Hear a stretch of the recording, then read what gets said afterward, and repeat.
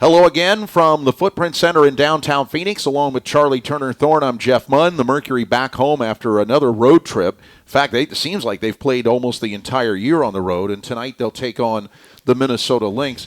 And Charlie, as I said, there's an imbalance right now in the amount of road games to home games for this Mercury team. So I would almost think that they might even look at this like this is just another stop on the road.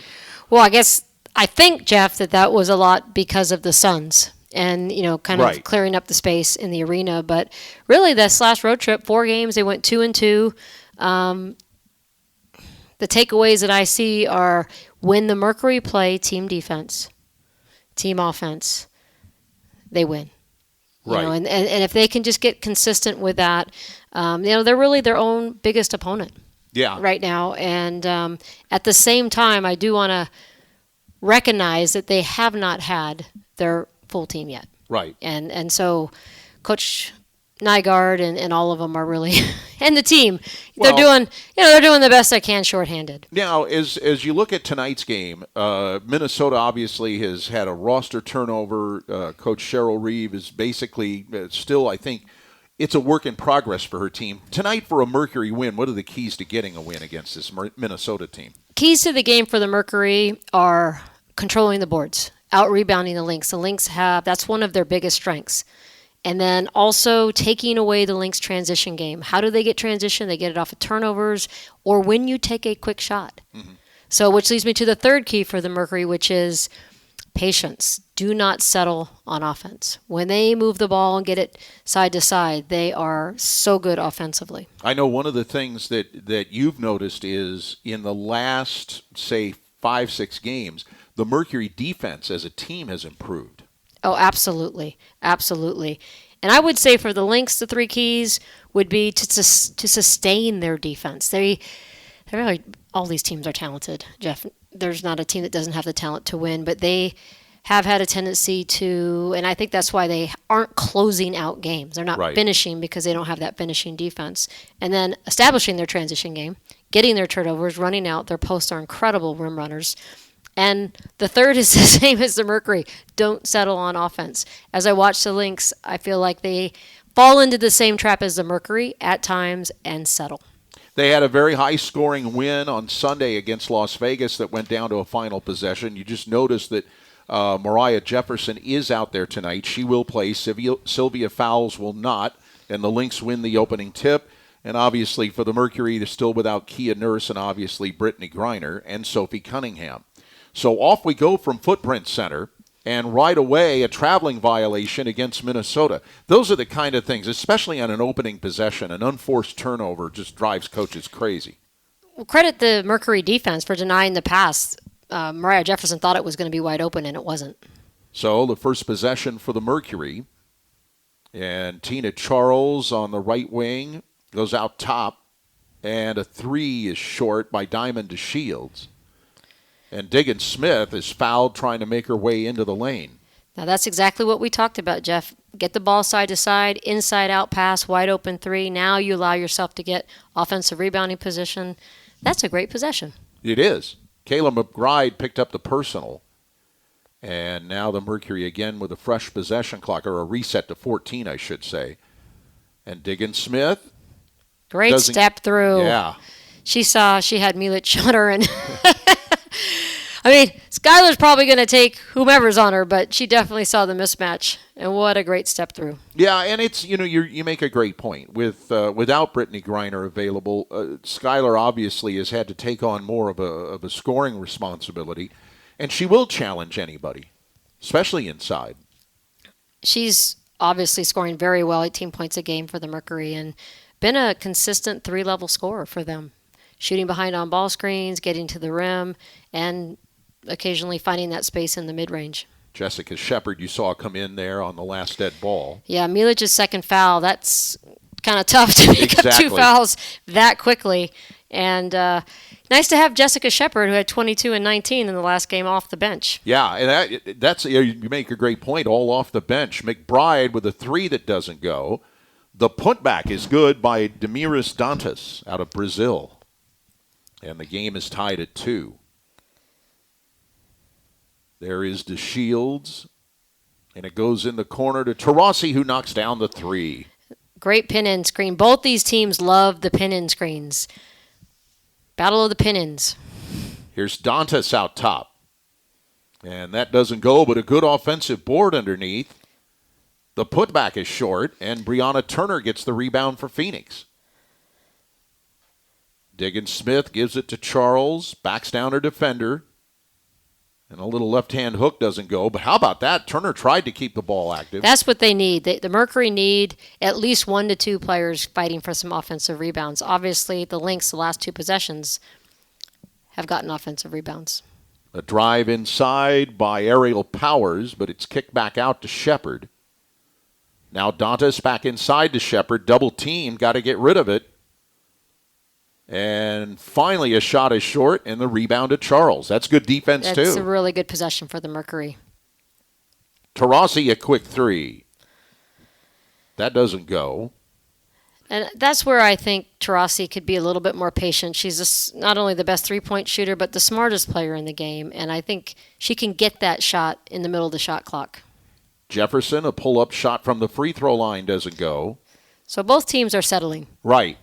No, you make a great point. I mean, when Jefferson is pulling up at the free throw line with one defender in front of her.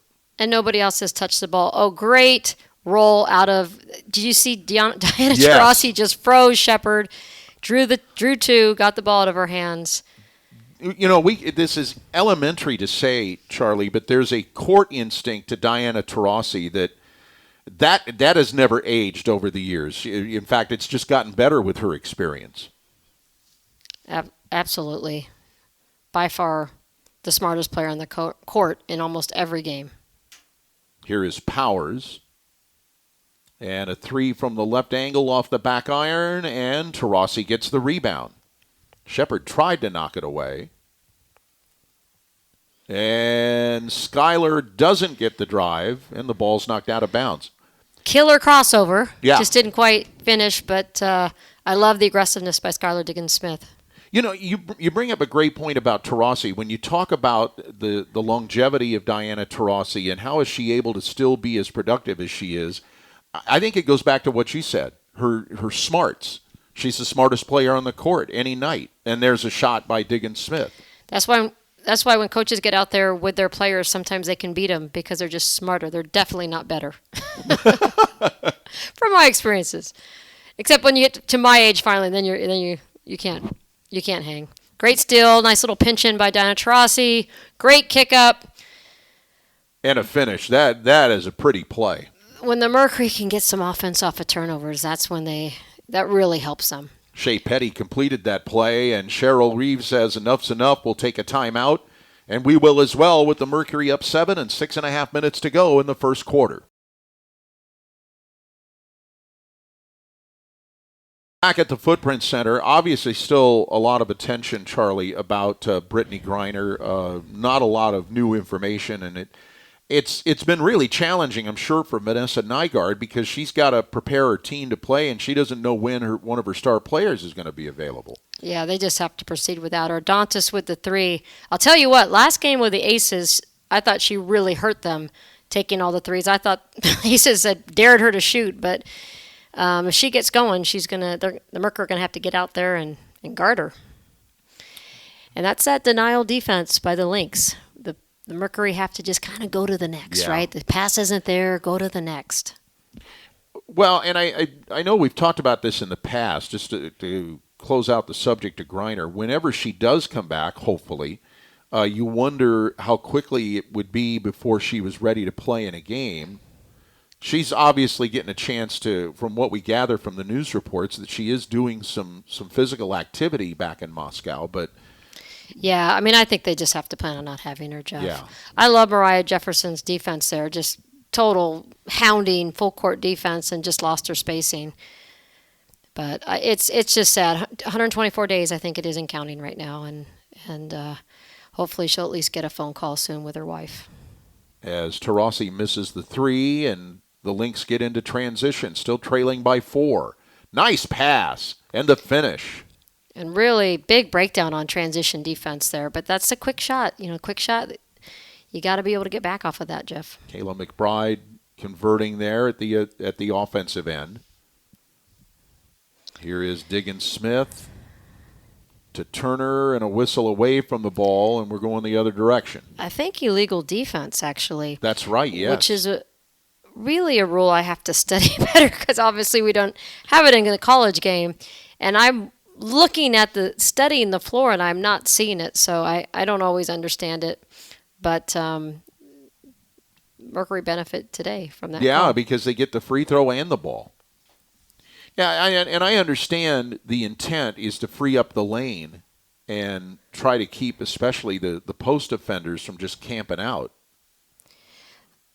And a whistle as Charles makes the drive.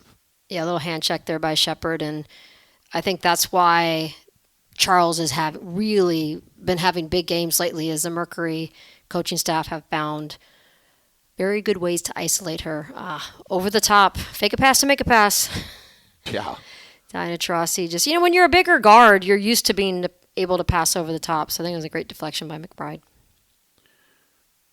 And it goes down low, and the defender knocked down, and they're going to call the foul against the Mercury, against Shea Petty. Wow. I'm just going to say wow. Yeah.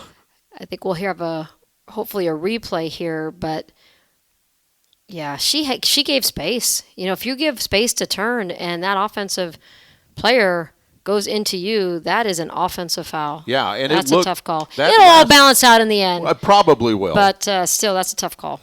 The last replay we saw sure showed that Powers had put a shoulder into her. Now Taurasi. I like the patience of the Mercury so far for the most part offensively, taking their time, getting good open looks. Skylar drives in, you get. And with the right hand, she lays it up and in. Just wearing the Lynx down, getting layups. And the Mercury lead back up to 5. Dantas looking to distribute and does so to Jefferson.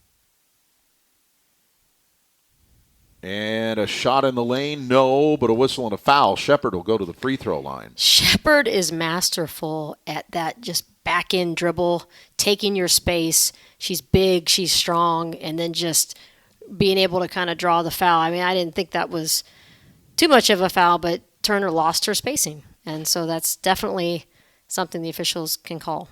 Well, as you pointed out, she had a monster game on the board, scoring as well, but especially in rebounding with 19 boards off the bench at Las Vegas. And she's one of the league's leading rebounders at 8.5 a game, which goes back to what you said about her ability to play inside. Yeah, and I think a big thing about Jessica Shepard is she's just in great shape this year. She's really gotten fit and having a great year. There's Skylar Diggins Smith finding a lot of space. Yeah. With her right hand off the Texas Horns set. Pretty hard to imagine what kind of shape the Mercury would be in if they didn't have Skylar right about now. Well, I feel like they have four main threats this year so far. Diamond DeShields is one of them. Besides the big three, obviously Skylar, Dinah Taurasi, and Skylar Diggins, Tina Charles, Dinah Taurasi. Great extra pass. Petty with the 3. And the bench likes it. Even though they're not where they want to be, they are keeping their energy up. They're staying positive. Hopefully they can get healthy after the All-Star break. Yeah, and I'm certain that's something that pleases Vanessa Nygaard, that the enthusiasm and the energy level is staying up despite the struggles. And I think you could say the same thing about the Lynx. Nice skip pass to Powers. We come near 2.5 minutes to go in the first quarter and an 8-point Mercury lead. Another ISO for Tina Charles. A little bit late on the double there. Yeah. Drew the foul. It's kind of tough with these rules with the defensive 3 seconds. You really got to go early and aggressively, or if you just kind of pinch and jab a little bit, you can be called for illegal defense, I think, if I understand it correctly. But that's what the Mercury needs. They need Tina Charles to attack, and they need to keep getting her the ball. I don't really think there's anybody on the Lynx that can guard Tina Charles, and Tina's been getting better and better and better against the double teams. Bridget Carlton among the subs that are coming in for Minnesota. Tremendous shooter out of Iowa State. Bill Finley is quoted as saying possibly one of the best players I've ever coached. Wow, that's taken in some territory. Yeah, maybe shooter or player, but high praise. Either way. He's coached a lot of great players. Exactly. Say, a 10-point Mercury lead and a drive and a miss. Another offensive rebound for the Lynx. Rachel Banham, you just saw with the ball out on the perimeter. And there's a nice shot inside. Great job drawing the help. That's a hedge and stay from a defensive standpoint. And that was Carlton on the finish. And we're under 2 minutes to go in this first quarter. Diggins-Smith pulls up. See, I don't have a problem with that decision, Charlie, because she had a lot of defenders in front of her. And the best look might have been to pull up and take that 15-footer. Yeah, that's where the space was, and she can hit that shot. Absolutely. Pass goes off Carlton's hands out of bounds. And Skylar staying aggressive and getting into the paint is what opens things up for other people. And she's a good passer. She can find her teammates. They gave her that, and she made the good decision. Yeah. Carlton was wide open. Yeah, Shepard those just are the didn't ones execute that the hurt. pass. A little miscommunication on the Mercury. Petty goes over to Diamond to Shields. And a whistle away from the ball. And that might have been another defensive three. So when I'm looking at this, I'm seeing an open key. Right. That's why I'm not understanding. So I need to really research it a little bit. Because I would think, there was a defender kind of sunk in, I guess, a little bit below the free throw line there. Yeah. Jeff. Yeah, that must have been it. And it gets into, as well, how much leeway the officials want to give players. Yeah, I think it's definitely not a consistent call. When you go back on tape, you're like, oh, well, that could have been, or that could have been. Well, and you think about it at the offensive end, how much leeway players get on 3 seconds. And it's the same thing. On traveling, on. Well, yeah. On and on. That was an air ball that was knocked out of the hands of Jenny Sims, so the Mercury will keep it. Sims kind of helping out while Sophie Cunningham is getting healthy. Big, strong guard. High energy, good rebounding guard. And that ball goes out of bounds. So 1 second on the shot clock. The Mercury didn't quite capitalize in their Dallas game. Really coming back, looking to execute better. And actually, that would have been a 3 for Megan there if she had caught the ball. So Megan Gustafson off the campus of Iowa. And we're under a minute to go in this first quarter.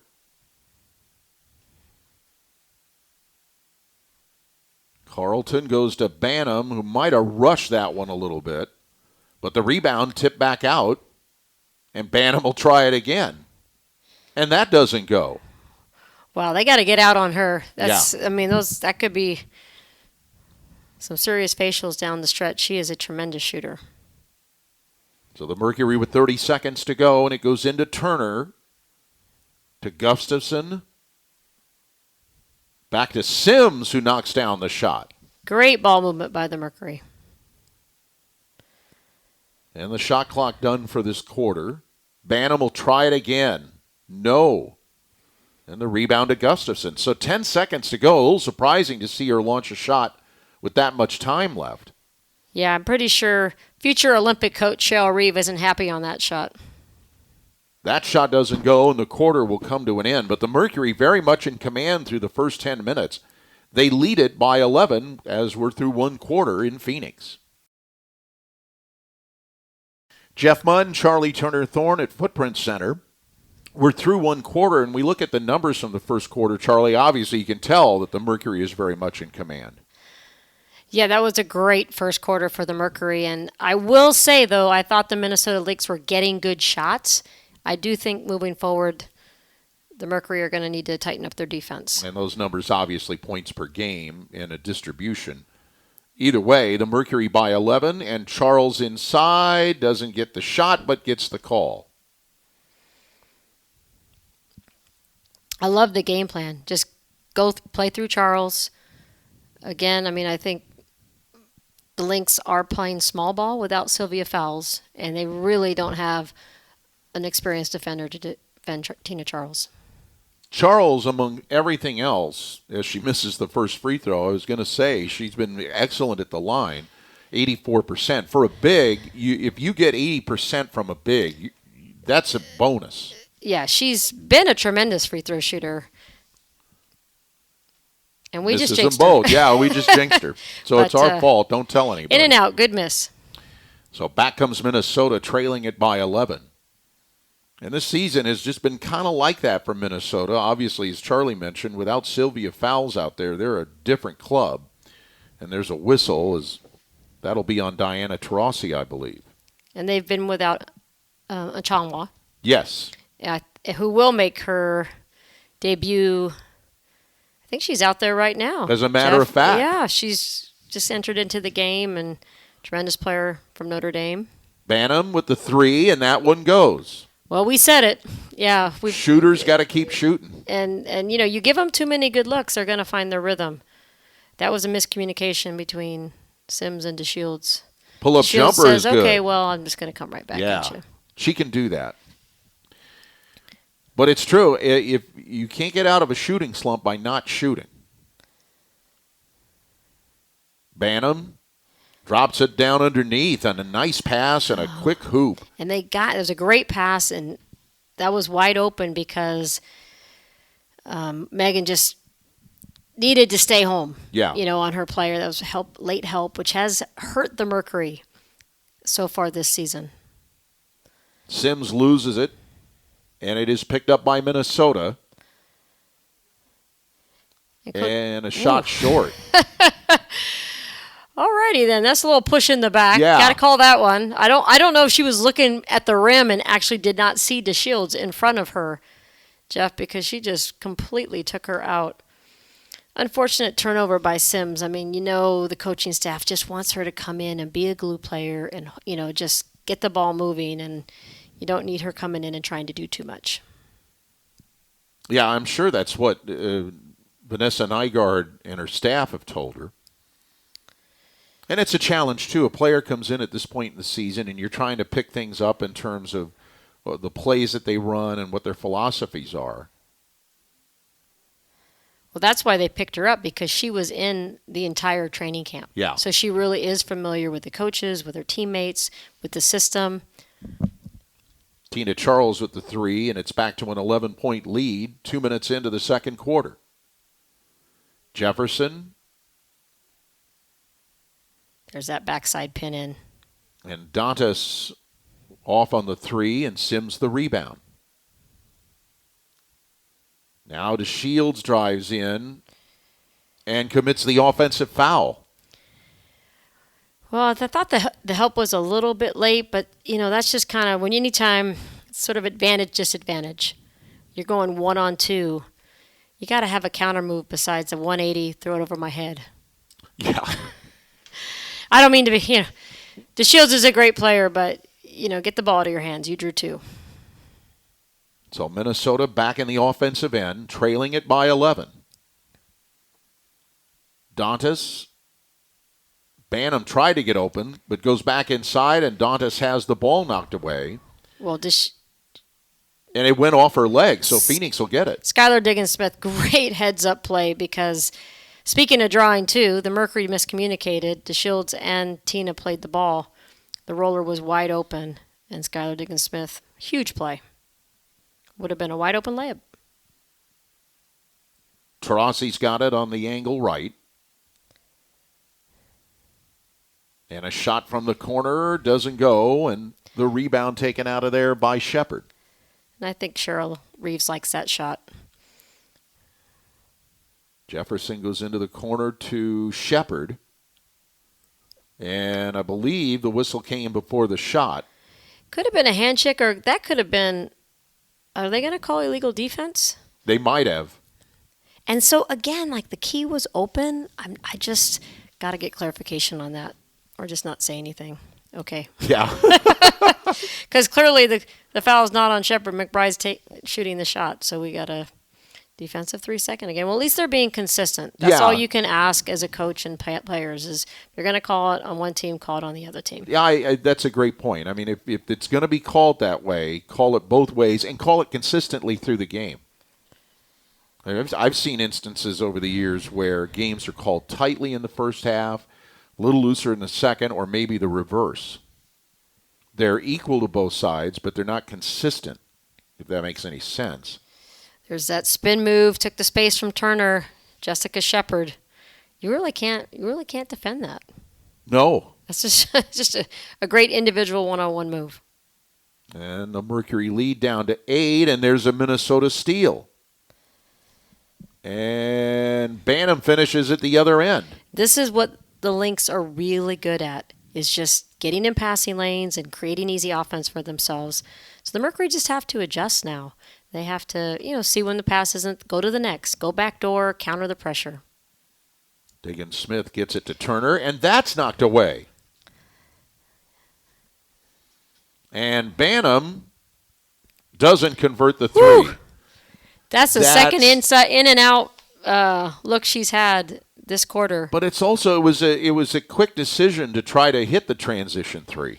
Yeah, both these teams are guilty of settling on offense at times, and I really think that the team that's going to win this is going to do a better job of just like that, Jeff. A little hezzy attack, right? You've got Tina Charles one-on-one in transition. Don't settle. McBride gets the hoop. There's a foul to Shields, was knocked to the floor at the other end.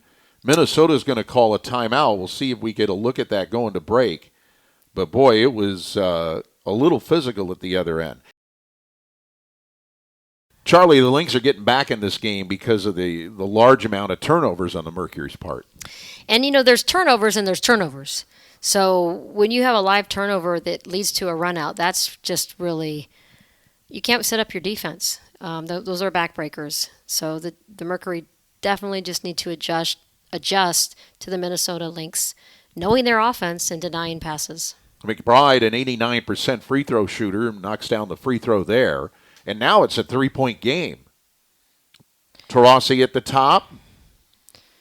Looked like she thought maybe she could get a foul, drew some contact. I don't think she would have otherwise taken that shot, but that's your savvy veteran out there. Yeah, and that's that intelligence and instinct. It didn't pay off there as the pass gets away and goes out of bounds, and the Mercury get it back. That was great defense by Turner, just letting Petty get through the screen and then not allowing the roll pass. We call that a show, an on-ball screen defense, Jeff. See the things you learn. Diggins Smith. I'm telling you, it's the battle of the backside screens. There you go. And a 3 from the right corner by Petty.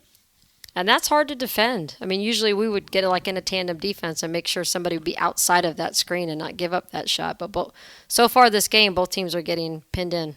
She's gotten open a couple times for threes. There's a drive down the middle. Very nice play. Yeah, that probably needed to be a switch by Tina Charles. That was a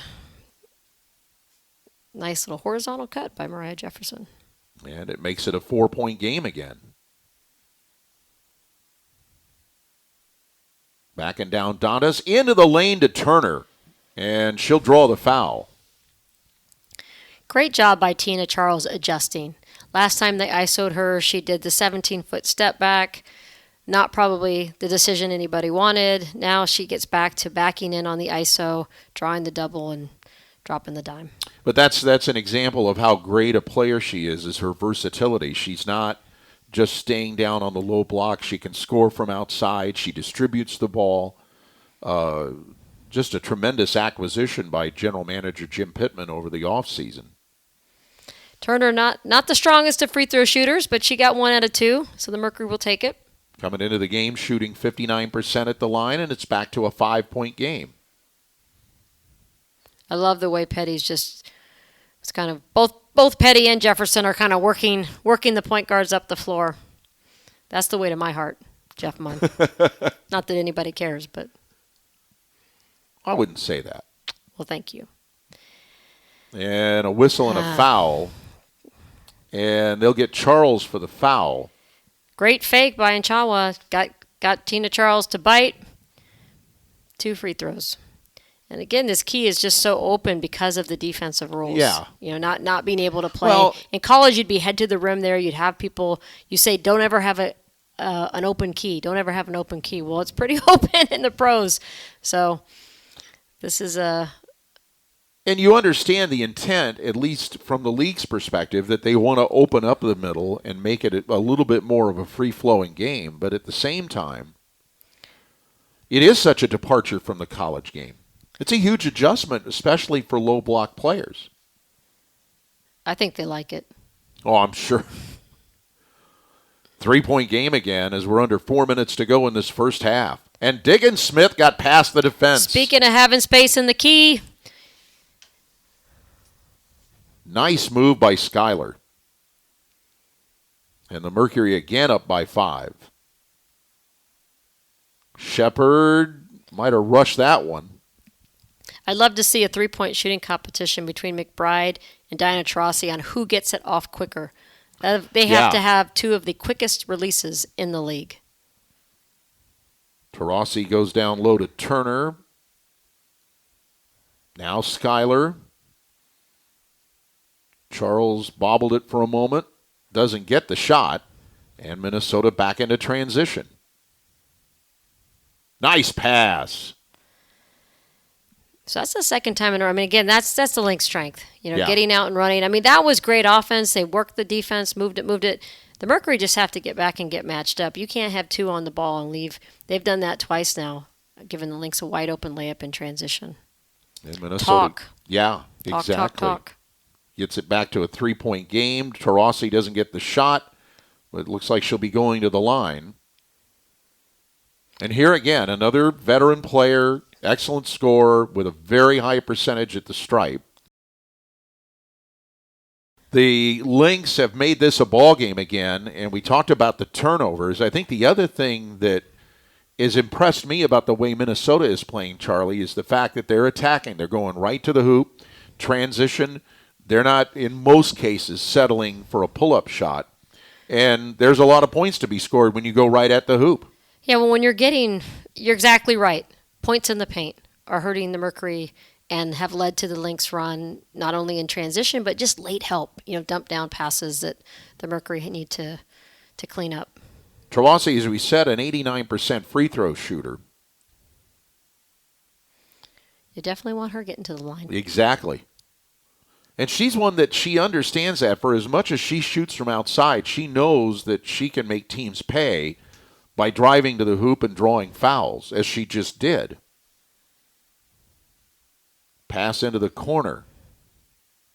And the 3 doesn't go, and Taurasi the rebound. She's not going to lead the Mercury in rebounding most nights, but she seems to know where that ball is going to come off the iron. Yeah, I think she's very, very strategic about when she rebounds and when she doesn't with her 40-year-old legs. But she is a great rebounder when she gives it the energy, which she can't with the minutes she's playing every possession. No, that's true. We're nearing 2 minutes to go in this first half. Wow, great flash, great high-low pass. That is so hard to guard. So hard to guard. And Tina Charles, I mean, she didn't have time to shift on that pass. And that pass has got to be accurate. Well, it doesn't have to be that accurate because when you seal them out, you just got to kind of throw it in that's true. In the lane. Great pass by Skylar Diggins-Smith to Turner, and they're definitely letting Turner get loose a little bit. So, and here is that play. Comes right over the top, and you're right, Charles. That's textbook high-low. That's that quick flash though. It's really hard to guard. Diggins-Smith, free throw line jumper, no. And a collision, and I don't know how they're going to rule on this. Oh, I'm pretty sure that's Shea Petty's foul. I think you're right. She's a half a step slow. Love the effort, though, rebounding. No, I don't know that I love the shot. No. And it's hard because Skylar Diggins-Smith is leading them in scoring. She's being aggressive. But that's where I think the Mercury have to grow. They have to just be a little greedier Yeah. One possession game, just work it a little bit harder, see if you can get that wide open layup again. Lynx could tie this with a 3. There's a 2 that doesn't go. And the rebound taken out of there, and Diggins Smith will hurry it into the offensive end. A bounce pass and a whistle, and I believe... Just a kickball. Just a kickball, I believe. Or... McBride's selling the moving screen right now. Yeah. She almost sold it a little too much for the officials' liking. They did call a foul on that. And it'll be Turner at the line. And as we said, struggling a little bit at the line.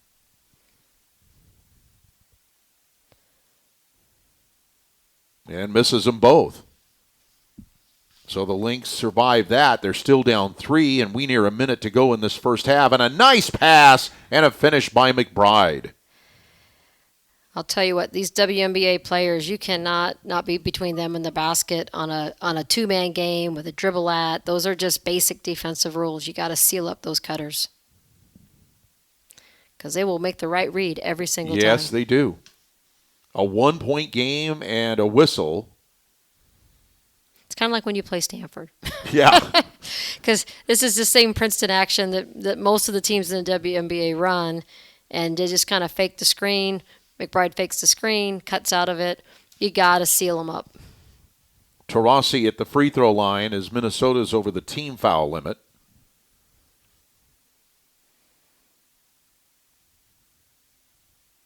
Second try, and that one goes, and it's back to a 3-point game.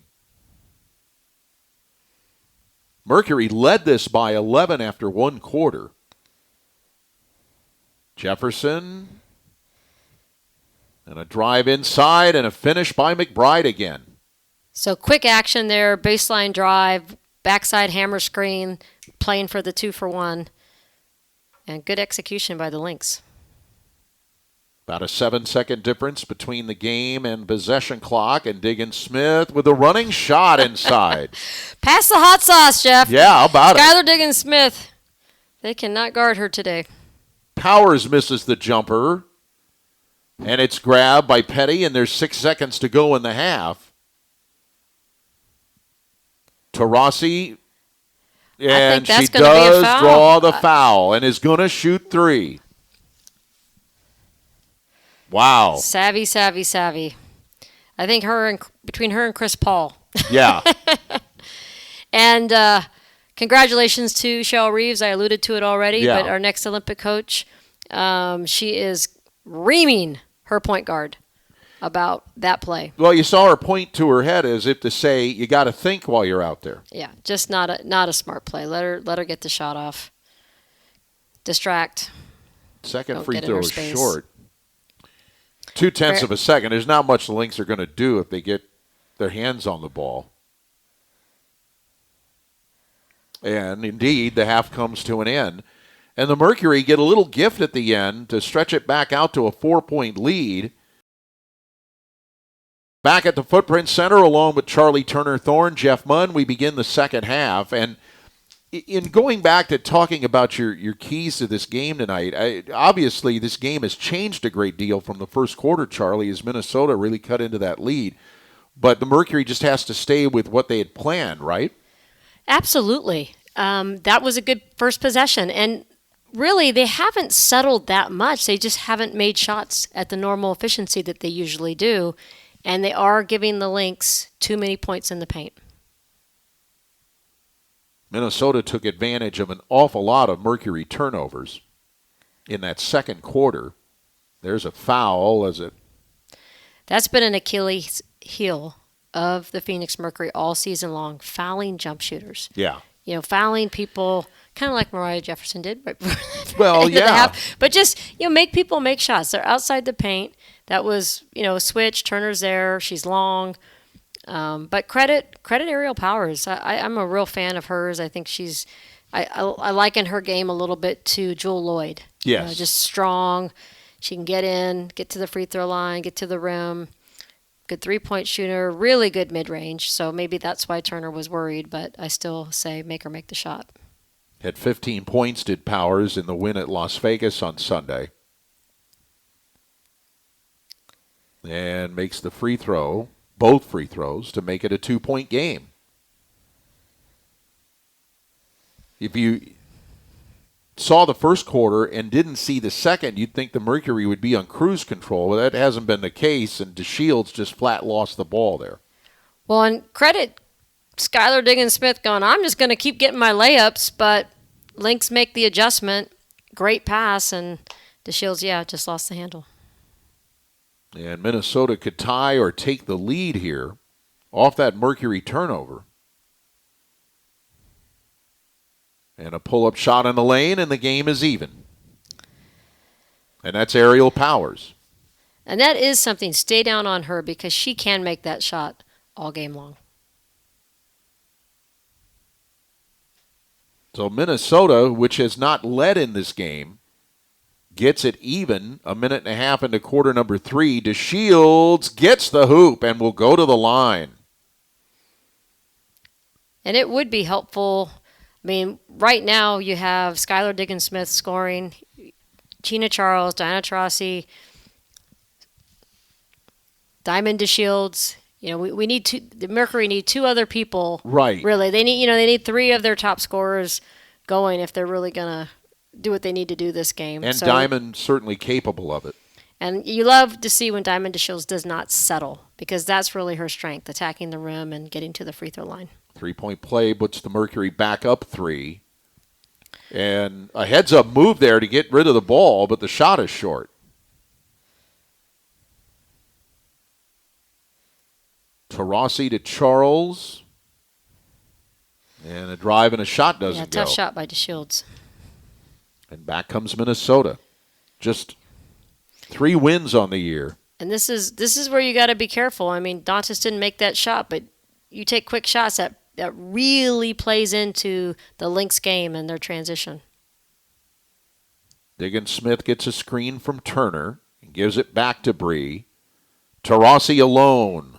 Great extra, one more pass. You love the play. The shot just didn't go. And that's kind of been happening in this game a little bit, where I really think the Mercury have had some great shots. Great job staying home by Turner and getting the steal. And the shot goes. The thing hit the back of the rim like you thought, that's... What do you call that, a flat tire or something? Yeah, something like that. But Diggins-Smith will take the it. announcers know that. Coaches, Yeah, we just say, I don't yay, think I've used yay, that term in. before, but I think the term I use is 10 years from now, it's still a made field goal. There's a shot from the corner, and that's a 3. You know what we called that in the old days? We called that a facial. Get out and guard that person. Yeah. Late contest, kind of soft. That's not good enough. So it's a 2-point lead again. Turner inside. Turned around but couldn't get the shot to go. Another great pass out of the double by Tina Charles. Mercury's got to get matched up in transition here. Jefferson works it to the right angle. Powers knocks it down. And that's just a great shot. Yeah. I mean, Diana Taurasi, is going to give her a little bit of space. She's got an ISO in the middle of the floor. Had a good job, did a good job of contesting the shot. And the Mercury are going to take a timeout. I'm always curious, Charlie, and I think a lot of fans are, when a timeout is called, coaches go through a lot of things they talk to about their players, but how much X's and O's are they doing in the middle of a game during a timeout? Oh, well, that might have been an X and O call because that was a great ATO with the slip with Turner and not settling and getting a wide open layup. But, I think it just depends on the game and your team. Definitely a lot of timeouts for me are just getting our minds right and, coaching more the feel. Right. But a play like that, coming out of the timeout is lovely. Yeah, it settles everything back yes, down. It That's sure for does. certain. A wide open layup, but just not great defense by the Lynx either, which is a huge key. They have to sustain their defense if they're going to get back, if they're going to get onto a winning ways, as we like to say. Powers got Great that hands. rebound, and that was all Skylar Diggins poking the ball away. I think that's going to be a foul and Mercury ball. Shea Petty went to the floor. And, yeah, they're heading back the other way. It's a 2-point Mercury lead with 5.5 minutes to go in this third quarter. And Skylar brings it into the offensive end. Turner set the screen. Charles out top. Not quite, and Shepard the rebound. Skylar Diggins-Smith did a great job of creating that going downhill, sucking the defense down, and getting Tina a wide open look.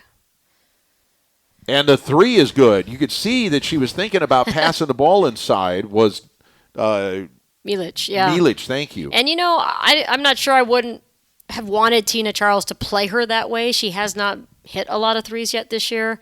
But kind of like we said in the first half, you can't keep leaving people open. And, you don't want to let people shoot in your face. Diggins-Smith comes right on back, cue. knocks down the three. So Minnesota's first lead of the game was short-lived. And it's a 2-point Mercury lead again. Milic moves inside on Charles, but can't get position and had to settle for an off-balance shot. And that's an unfortunate foul because Tina Charles did everything she was supposed to do defensively.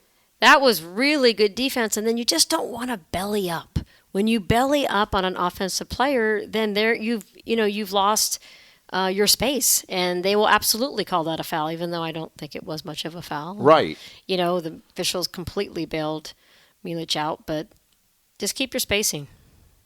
You could just see that Milic wanted to try to get a clean look and couldn't.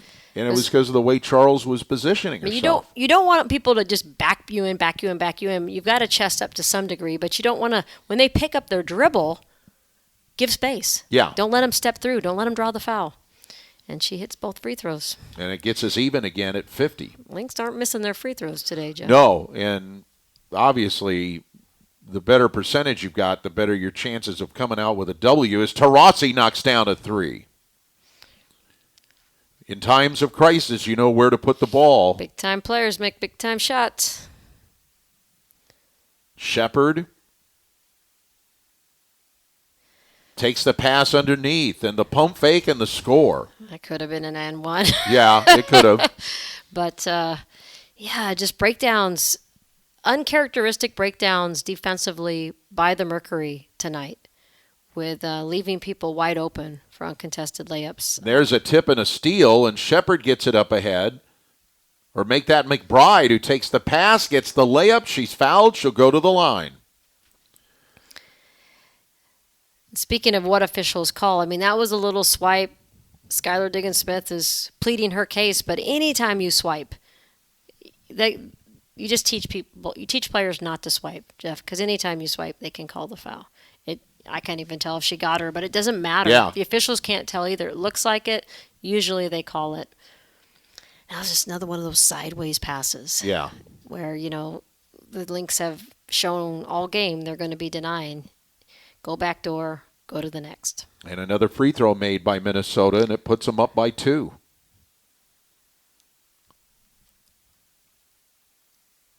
Diggins-Smith out on the angle right. Turner comes to set a screen. Skylar drives, doesn't get it. Shepard the rebound. Oh, great heads-up play by Petty. Hanging around a little bit in the backcourt. How about that? Going to the floor and getting the ball. The jump ball is called, but that you're risking, obviously, a foul in that circumstance, and she managed to do that without picking up a foul. Well, a lot of times players don't turn and look, and Petty took advantage. She just needed her teammates. Her teammates needed to push up with her there. I think she could have actually probably got someone the ball. They were a little late to react. So it will be Petty to jump it. So this is where you want to be matched up and step in front. I would have everybody matched up with a player, defensively, obviously, with the height disadvantage for the Mercury. But whatever team, I would be boxing out and stepping in front. So we always say on a jump ball, whether we get the jump or not, we're getting the ball. Right. If we're really working hard and being smart. Not sure what the officials are debating right here. Well, they're discussing, I think, there's something to do with the shot clock. They reset it to 18 seconds. And Minnesota had the ball on the possession Now they set it to 23 because there was a change of possession with Petty getting the ball. Yeah, 23 sounds a Yeah. little more accurate to me. There you go. And Diamond DeShields creates a possession for the Mercury by getting in front and deflecting the ball off the Lynx player. Great job. And Cheryl Reeve It's not happy. not too thrilled about it. But again, I can relate to that intensity. Yeah, I bet you can. I can relate. But just to complete the thought, they reset it to 23 because with Petty grabbing the ball, there was a clear change of possession. Gustafson is back in for Phoenix.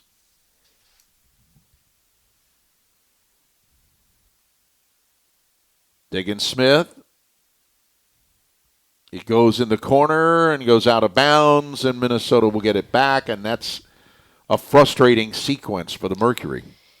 Yeah, I mean, good idea, not good execution. You don't need to get off your feet. The Lynx are doing a great job on sideways drives of just closing up on the kick, which is what you should do defensively, and the Mercury need to recognize that. A three in the corner, and the Lynx have stretched this out Battle to a of the 5-point backside game. flare screens tonight. Yep, there it is again. Both teams have had a field day.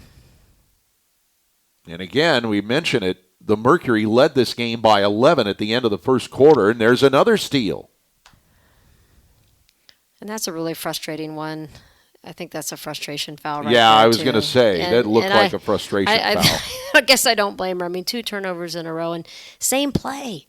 Sideways drive. They're closing up. Your teammate's not open. You got to play downhill. You got to get into the key to score, which really Diamond DeShields normally does. You know, she's normally in there getting to the free throw line. So pretty sure Coach Nygaard will give her a blow here. Just let her catch her breath and adjust. Mercury not over the team foul limit, so it's possession for Minnesota. Banham is back in. Sims is back in for the Mercury.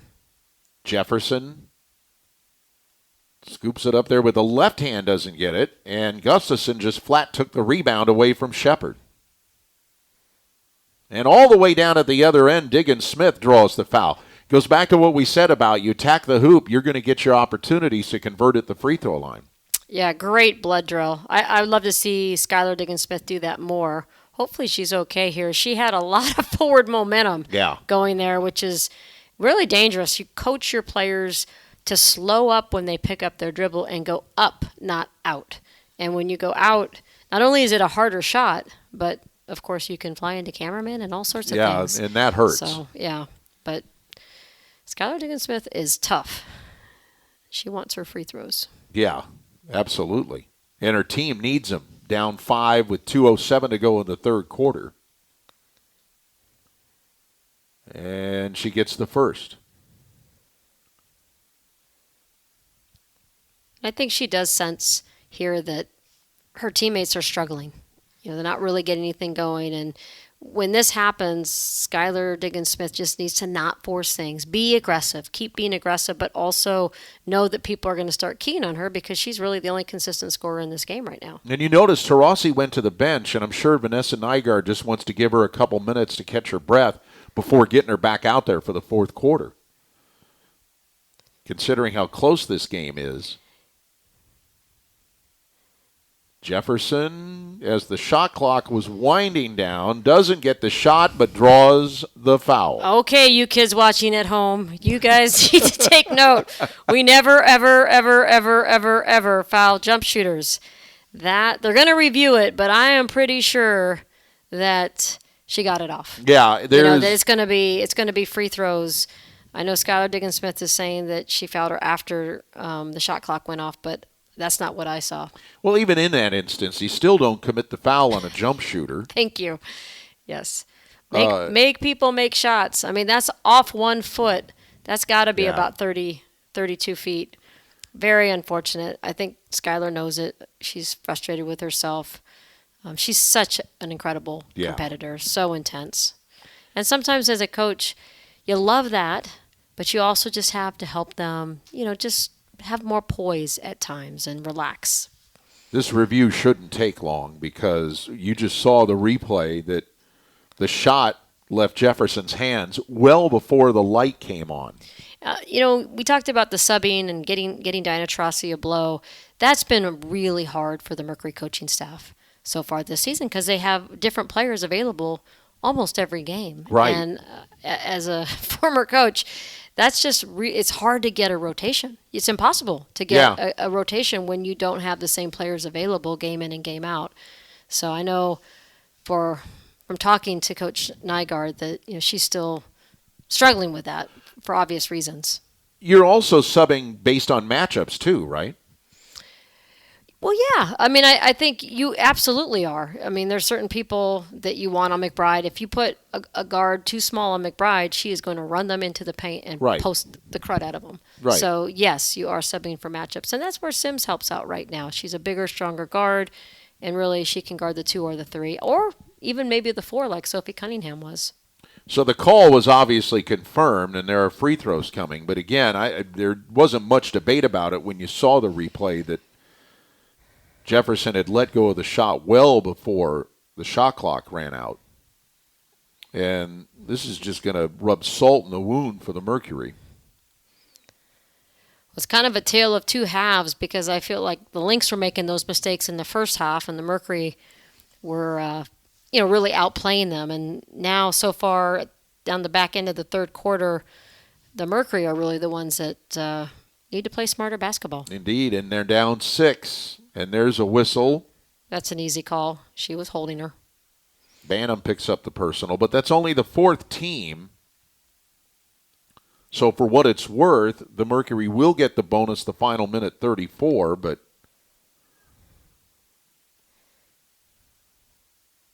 the Lynx could afford to burn a foul there.